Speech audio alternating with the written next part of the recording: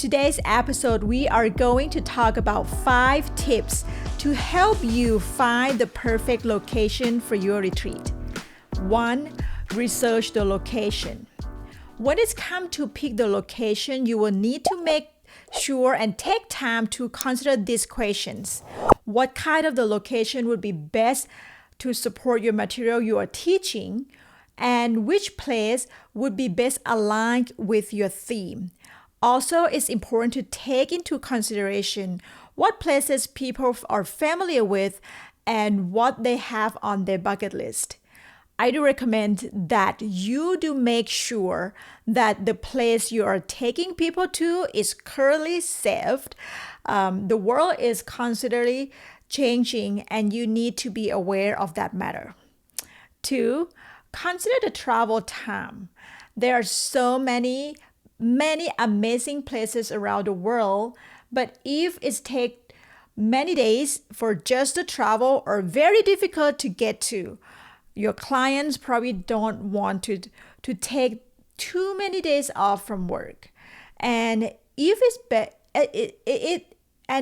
even better if you can keep the ride after the flight to the retreat center down to an hour or less.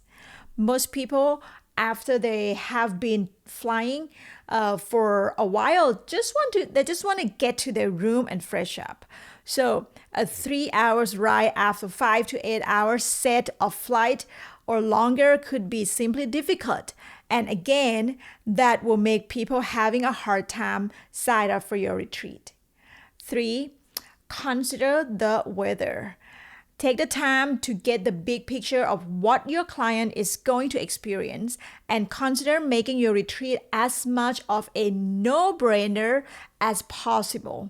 Some places are super hot in the summer and are not going to be comfortable for your people.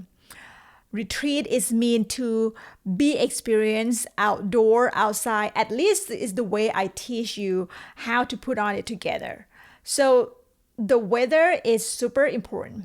So research before you plan.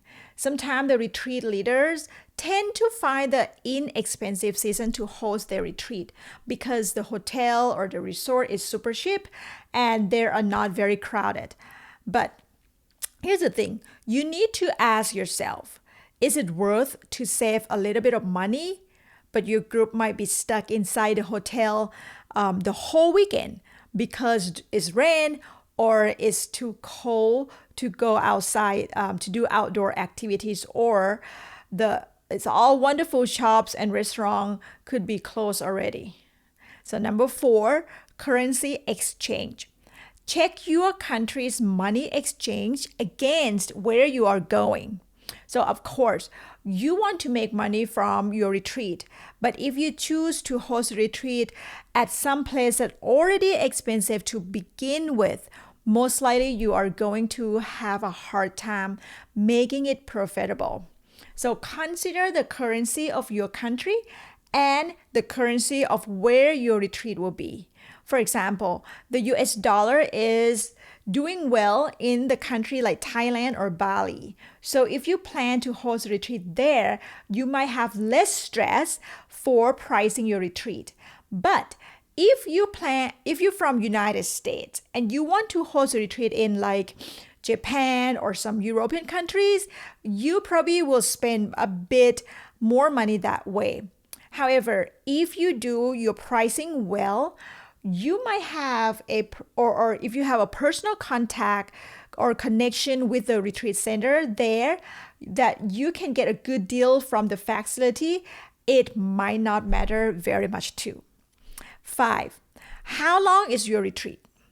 There is no perfect answer for this question, but there are some things to consider. All right. So how long can most people get off from work? So the average person in the US only get 2 weeks off, 2 weeks vacation, or an average of 10 days off. So it is likely that they're going to want to use up, they're not going to want to use up all their times on your retreat. unless you're traveling to one of their bucket list location. So if your ideal clients for your group are people who already are retired, that might not be matter. Okay. So if they're moms with young kids, for sure they're not going to want to be away from their kids for a long time, knowing that someone is going to have to be caring for them while they're away. So you might want to offer only a weekend retreat somewhere that they can drive to their just a couple hours drive. So in general, consider a typical retreat to be like 5 to 7 days. If the location is easy to get to and the flight are not such that they can arrive at the retreat center the same day, their departure from home.